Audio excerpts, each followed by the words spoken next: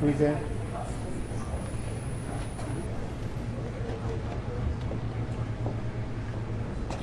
All right. Hey, good afternoon. Colonel Frank Pera from the U.S. Army Corps of Engineers, Baltimore District. I'm following up on yesterday's update as far as our progress on the wreckage recovery for this plane crash here at Reagan National. We continue to be mindful of those impacted by this tragic incident, the families and the loved ones who lost their lives, but also the first responders and our local, state, and federal partners who are working diligently on scene and behind the scenes to support the rescue and recovery efforts. Yesterday I provided some insight into our salvage operations as well as the iterative cycle that we've used to make sure that we're doing that in close coordination with Unified Command. Again, our process is committed to the dignified process for recovery of the remains for personnel and passengers of the flight. As part of today's operations, we did conduct some work stoppages associated with human remains. Assistant Fire Chief Steen can discuss those details further, but I do want to emphasize that should any remains be located, we have done and will continue to do an automatic work stoppage until the proper coordination with the appropriate authorities can be conducted. And today was a very successful day for the most part. We began the effort to clear the wreckage in the Potomac right at sunrise. We left Gravelly Point and then began this larger interagency effort. Throughout the day, we've had some success. The first of the two engines was removed at about 10 o'clock this morning. Shortly after that, about noon, we had the fuselage out of the water. And then about 2:30 this afternoon, we began our salvage operations to begin to bring the wing out of the water. Those are our goals for today. The fuselage, the engine, and the wing, we are on our way. Right now, we anticipate that most of those items will end up on the barge, like we talked about last night, stay overnight in a secured and covered condition until we can make our way to a transport point tomorrow morning. A lot of our operations tomorrow will be dictated by tidal conditions. The barge that we're using has a shallow draft. We're going to wait till high tide, probably close to around 10 o'clock before we can start actually begin transferring those items from the barge over to the transport that will eventually bring them over to Hangar 7, and then returning back out to complete our operation. Over the next 24 hours, our goal is really to complete our commitment to finishing the civilian plane recovery. Tomorrow, our goal is going to be the cockpit.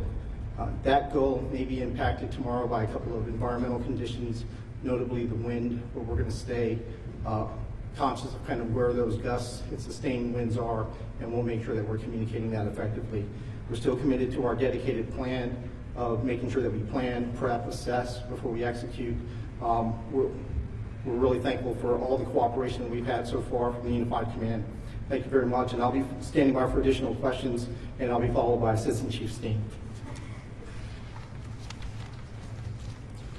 Good afternoon. I'm Assistant Fire Chief Gary Steen. I would like to thank the U.S. Army Corps of Engineers, Colonel Pera, and all of our other partners that have been out through this process. We'd like to now provide an update on the recovery of operations. Throughout the day, our police and fire crews, along with regional partners, have been working closely with the U.S. Army Corps of Engineers on recovery and salvage operations. As of this update, we have positively identified 55 sets of remains. During recovery and salvage operations today, additional human remains were located. These remains, as well as remains that have been recovered previously, are in the process of being positively identified by the Office of the Chief Medical Examiner of the District of Columbia. All those involved with these efforts continue to work diligently at several sites. At this point, we will now take questions. Yeah. Yes, sir. You said more remains of folks who died were found today. Sorry. You said more remains of folks who passed away were found today. Do you have an updated number on how many of the 67 have now been found? No, we're still at 55 positively identified. Yes, sir. Question for Colonel Ott, if I may, sir. We talked yesterday, you said these were experienced pilots, they knew this airspace. Is there any reason why Army helicopters would be flying above that 200-foot line as it appears in this case? Yeah, so I think it's important for us to not speculate, because there are all kinds of reasons that you could deviate from an altitude. You know, something as simple as a flock of birds is in front of you, or you may deviate if you see something that's an obstacle or other threat to your flight. And so I would wait and caution everybody, let's just wait until the NTSB investigation. I know we all want answers. We want to know also. But all that should come out, and we should have a better picture once the cockpit data, recorders, and that are analyzed. Yep. Yes, sir. Scott Adams, CBS News. I know you were talking about the timeline for the salvage operation. Are you still on track with that, given the success today? I know you said that there could potentially be some challenges tomorrow. Could that delay things? Or? Yeah, so the question is about whether or not we're concerned about the timeline being delayed for our salvage operations. We do believe that we're on track. I think we were very successful today. Every day we set a goal for what we're trying to accomplish. Our goal for today was to get to the engine, the fuselage, and the wing, and we're going to be successful by the end of the day.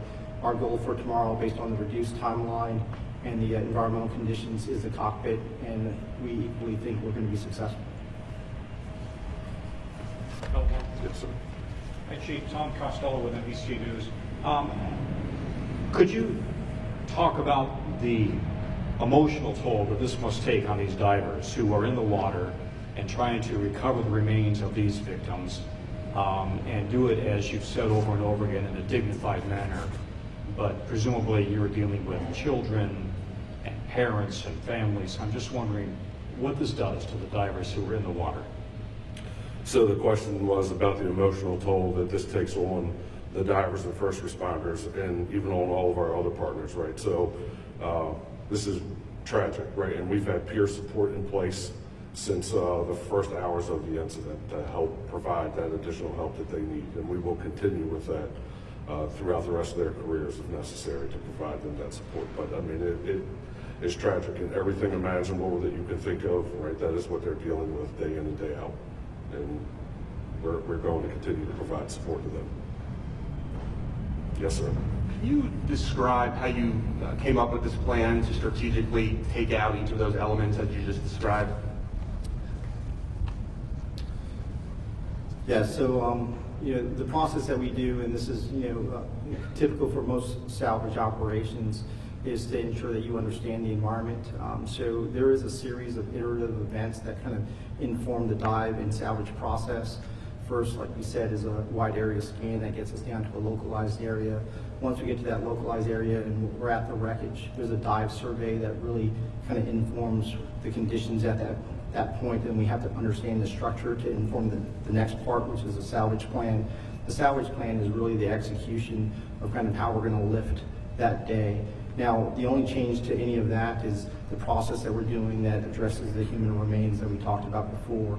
And we work that in painstaking detail with the entire interagency, and as well as all of our partners within the Unified Command. And we think we've got a great, solid plan that we've executed on a number of occasions now successfully as far as the dignified recovery of those remains. Yes, ma'am.